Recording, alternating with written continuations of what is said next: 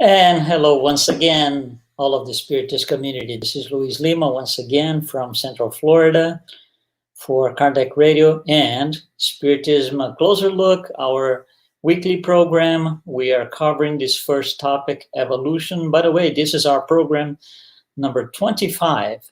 Not only that, it's the last one in the series, Evolution.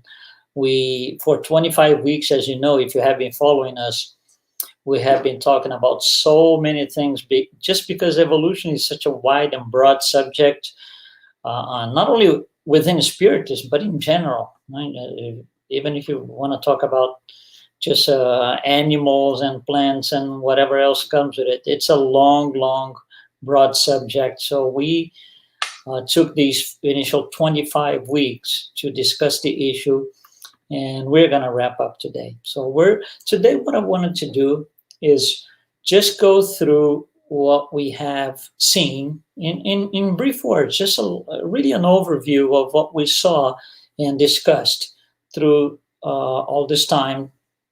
So we divided evolution in 14 modules, or just call them chapters. So 14 chapters. And I'm going to just briefly touch on each one of them, what we did in each one of them. They are, by the way, they are all recorded. You can get to all of them. There are numbers. You can get to all of them via Kardec Radio or Facebook, Spiritism A Closer Look. They're all in there for you to go back and review, or if you haven't seen yet, you're always welcome to participate by, watching them. Okay, so program number 1, we spoke about the theories of evolution. And in there, we discussed two major, or let's just call them basic ideas about evolution. One is creationism, in which there is no evolution. That's the church version, per se, in easy words. And evolution itself, an evolutionary line of thought where things happen after another. So there is one species that transforms into another, and a lot of things like that. In here, we discussed Darwin, which is, by the way, one of the great names in the history of humanity. Such a brilliant man, devoted to his cause, which was to study the species, and he was just one of these great names in history. Another one that we mentioned was Jean-Baptiste Lamarck. Another one that brought us a slightly different theory of evolution in comparison to Darwin's. And we came to the conclusion that none of them is really wrong. It's not a matter of being right or wrong. It's a matter of being which criteria are these men and any other of those who dove into these fields. So what is the criterion? And then we made it clear on this first module, first chapter, Theories of Evolution, where Spiritism stands. These men, Darwin, Lamarck, and others, they are concentrating their work. Their line of work is understanding species, how one plant might have generated another one, and so through mutations, and same for animals, different species of animals, one might have come from another.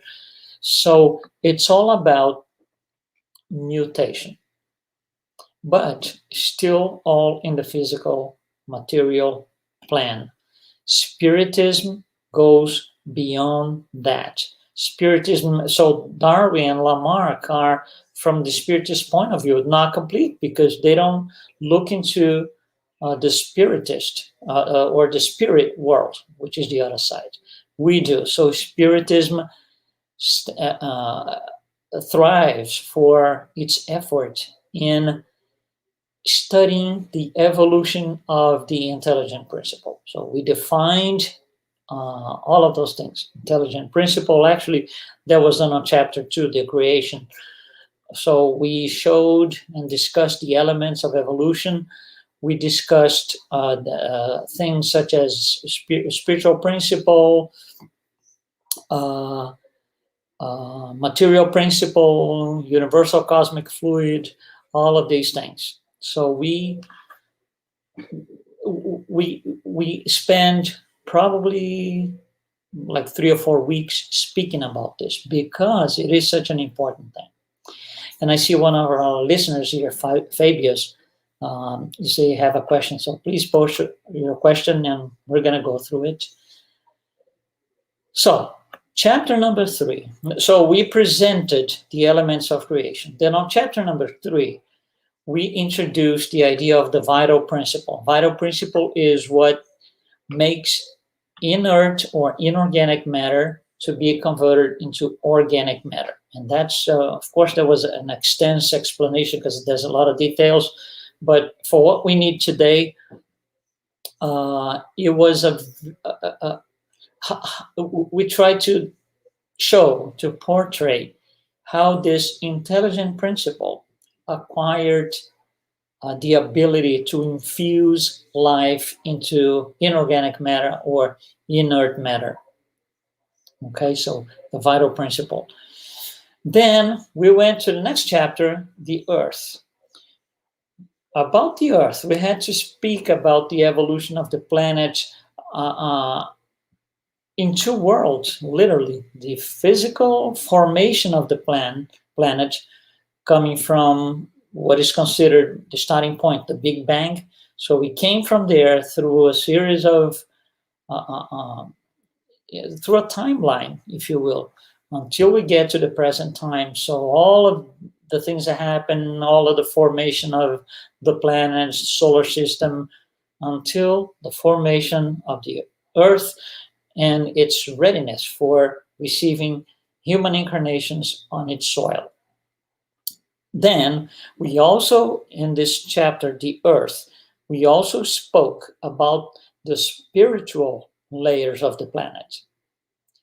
12 spiritual layers of the planet, what they mean for us living on earth, what they mean for those discarnate, waiting for their next opportunity to come on board and get going on their evolutionary path. So we discussed, I would say in pretty fair details, the spiritual layers of the planet.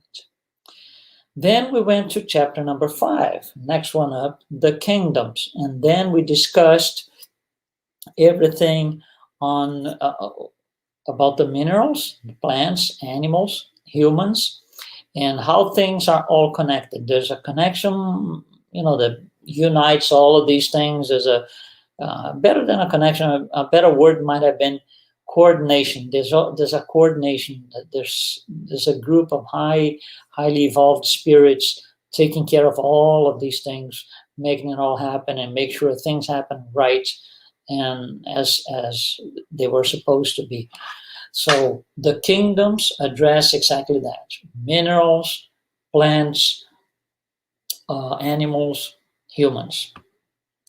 Then we went to the next one up, which we call the next chapter, we call the races.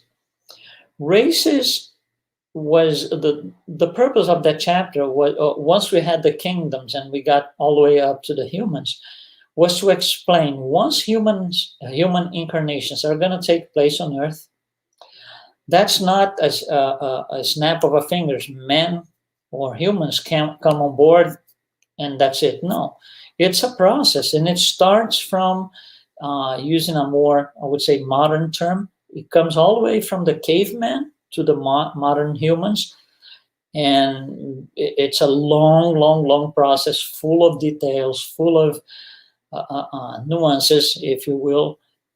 So we start all the way down 200,000 years ago, even prior to that. And when we had living on Earth, the Neanderthal, right? They were here for several, about 150,000 years or so. And then they were, if you will, in quotes, replaced with a more modern type, which is us, originally called Cro-Magnon. Science, for several different reasons that, it's not our purpose to discuss, but they don't use that name anymore. They did in the past, several decades ago, Cro-Magnon. So these Cro-Magnon, they replaced the Neanderthal in terms of a better physical body, a more robust physical body, more erect and less humanoid, if you will, or anthropoid. We compared the two a little bit. We are descendants of Cro-Magnon, so we have our brain is much more developed than the brain of the Neanderthal, and we explain how that happened and why, and there's a purpose to all of that. So that was chapter number 6, races. Then we went to the next one, chapter, the intelligent principle. Very interesting. What we do here on this chapter, what we did here on this chapter is to, once we understood what the intelligent principle was, that was discussed on chapter number 2.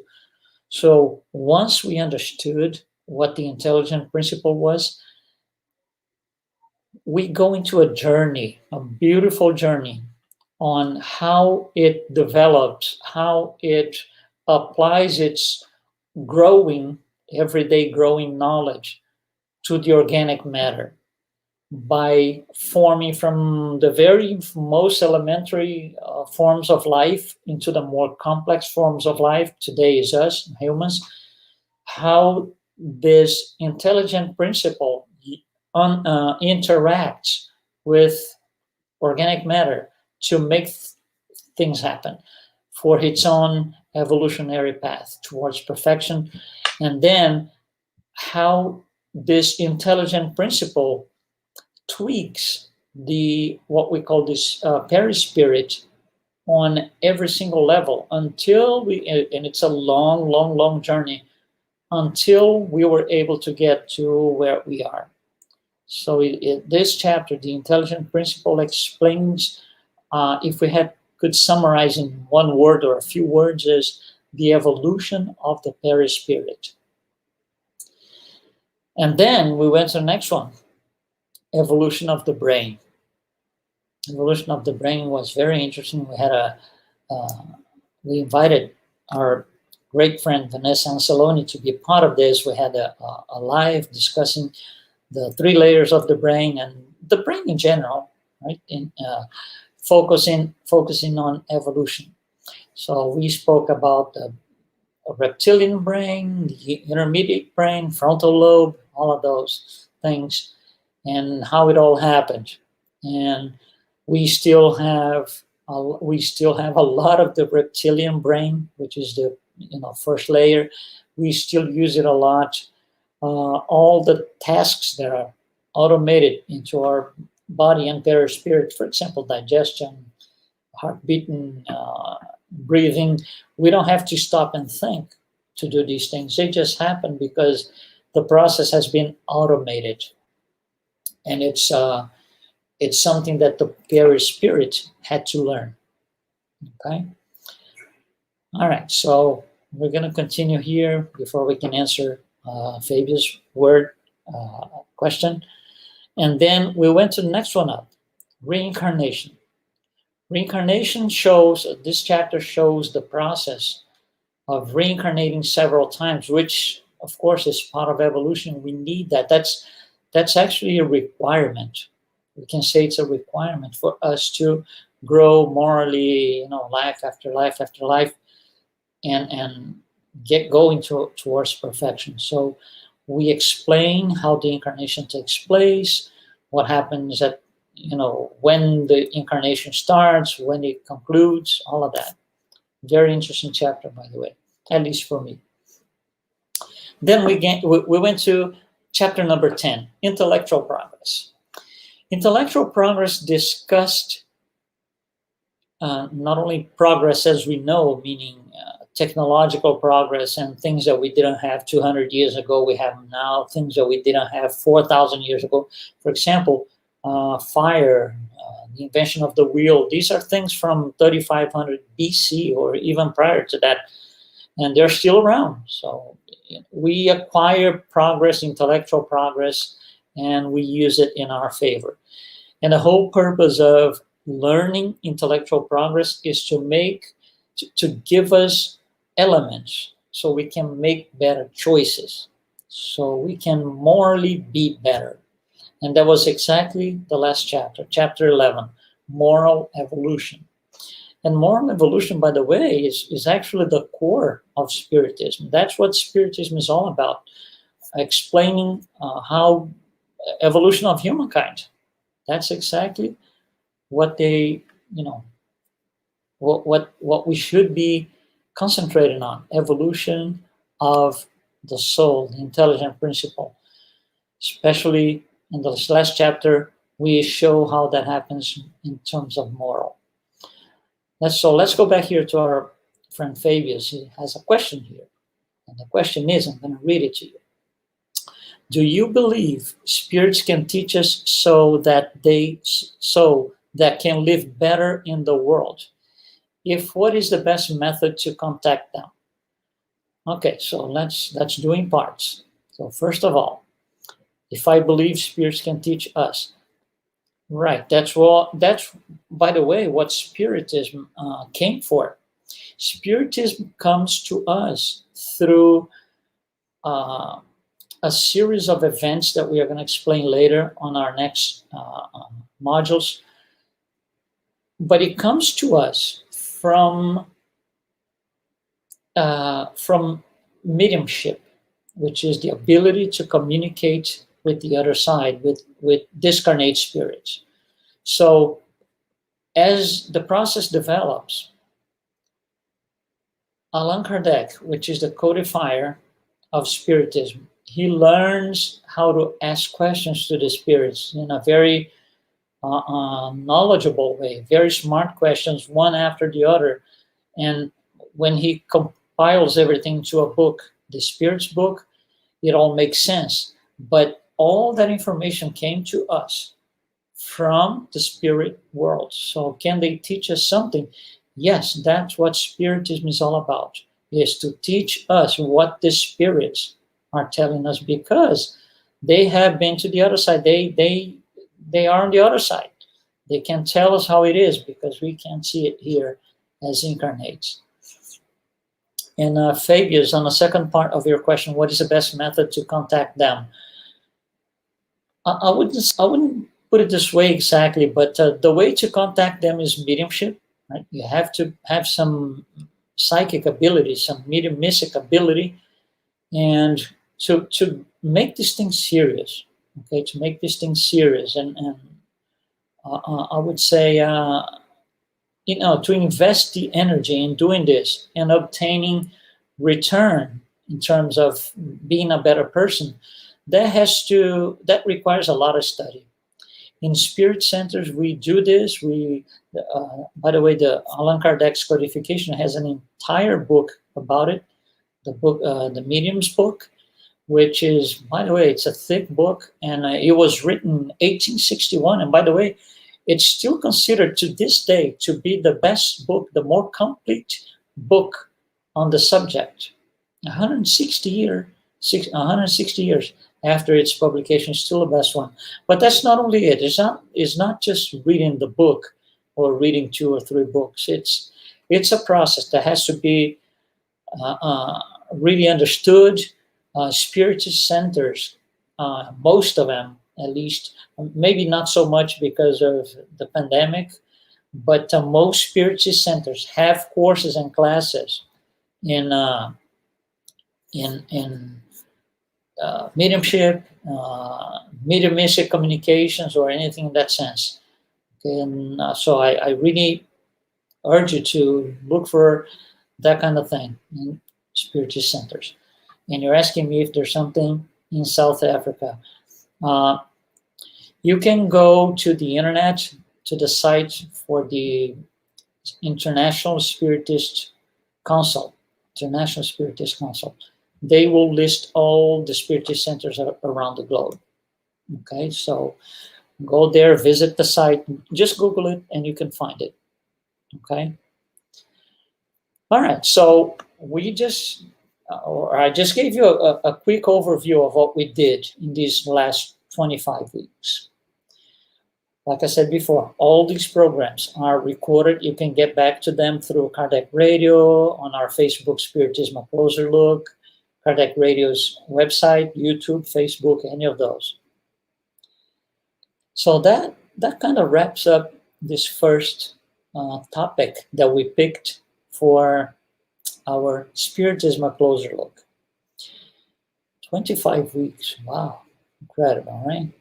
Okay, we're not stopping. We're not stopping. We're going to go to another topic.